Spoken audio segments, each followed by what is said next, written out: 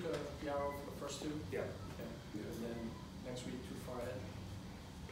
Yeah, I mean, imagine Tuca would go back in Monday and we'll chop up the Thursday, Saturday, but let's do the Wednesday, Thursday. For sure we'll go Tuca and Hawaii. Coach, obviously there's going to be a lot of emotion in there for them, banner going up and all that in the beginning there.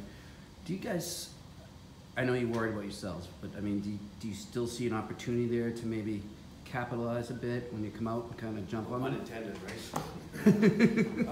Very much. Not really. I think they'll be ready to play. Now, can you catch them a little bit reminiscing early on? Let's hope so. Let's hope we're ready to go at the puck drop, because maybe they're still thinking about last year, which probably a bit of human nature, and all of a sudden, you know, that may be the opportunity. But overall, I believe they'll be ready to play. Does that help you guys get ready to play after sluggish, you know, sort of end of training camp? Yeah, I think our guys, there's a little bit of a lot that maybe went into the end. We needed to be better, we understood that, but I also think the guys were thinking ahead. And there are times you will allow that, and that was probably one of them. Now we have Bergie, who looks like he's 100% ready to go. That's a big difference in our lineup that, you know, should get Marshy and Pasta excited. They were playing with younger guys, and I'm sure they were trying to help them out, and sometimes that takes away from your own game. So, you know, that line should be, you know, up and ready to go. Crowley now back in with backs. I think they have good chemistry, so I liked our fourth line. You know, now it's up to Kretsch, DeBrusk, and Heinen to form a little chemistry there. So I anticipate we'll be better than how we finished. We'll need to be, or we're in trouble. Do you think Crowley is capable of providing the kind of offense that Nash gave you as a third line center? You know what? I don't know. Hags, that's, you know, part of the experiment. He'll give you the effort. He'll possess pucks. Being in the third line, I don't think will affect his defensive game. He'll get increased minutes, so he'll have to. That's an area that. How does the player go from 12 to 15 minutes? Does he handle that well? You know, Riley, we weren't sure on either. I mean, he had an opportunity early last year. It didn't go as well as we had hoped, and the second time around it did. So there's a little bit of growing pains there. We understand that. What we need is our top two lines to make sure they're up to speed, our power play producing, and then the bottom two lines give us good puck possession, hard to play against minutes, and then let their offensive game grow. Sean had good chemistry with Bax a couple of years ago in the playoffs. What makes them a good I don't know. I think Bax likes to play a straight line, get it behind their D, possess a game. Sean, that's his game. He's good at it. Donato on that wing adds a little different flavor. I think one thing about Ryan, he can create some offense no matter what situation he's in. Heinen's probably, you know, is a more farther along in his overall game, so that changes the makeup of that line when he's on it. We've said that we may end up toggling those two depending on how it goes, but right now that's how we're going to start, and hopefully the chemistry comes back for those two. It looked like the fourth line had it the other night. I believe our first and second line will, so we'll see with them in the third. You mentioned Ryan. How do you think he'll be able to handle that front presence on the power play? I thought he did a good job with it last year. He's got a nose for the net. He's got lots of courage, lots of compete. Finds pucks around there. I think we'll deflect pucks. He won't get pushed out of there.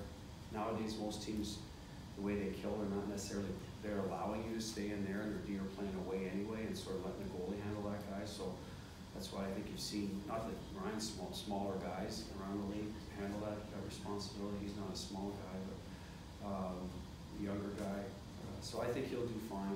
He could rotate around the Marsh too. They can certainly have the freedom to switch. That's something that's going to have to grow into it now. That happened kind of organically last year when Torrey was out there. Between the three of them, Torrey, Marsh, and Donato on that side. And Torrey was very good at that, getting everybody moving, and Costa and end up top, and Marshy. So we're going to have to look for Grizz to do a little bit of that as soon as he's ready to go in that group. Because I think that's what makes that group effective, is when they're moving around. You have a constant with Bergie in the bumper.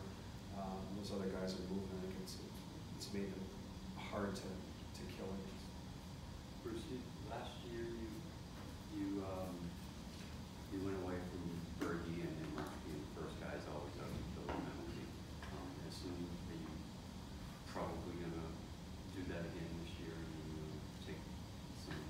Well, some of that depended, you know, home versus road, who they had out there.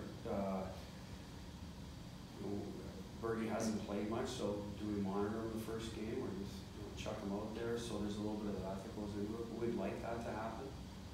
We'd like to rely on our fourth line to be able to handle some of those heavier minutes. We'll see how it plays out, but that is the plan. To continue what we tried last year in terms of shared responsibility for D-zone starts and playing against tougher matchups. I know it's the first game of the season, I didn't watch, it's the CLNS Cup Champions, but you are playing in the first game of the season, you're not just playing. Does that mean anything to your players or to you? I assume it would. It does to me. You know, we've had a tough time against this team. They're well documented. They've had our number, so that's something that we've got to be cognizant of. How to play our best game and get 2 points there.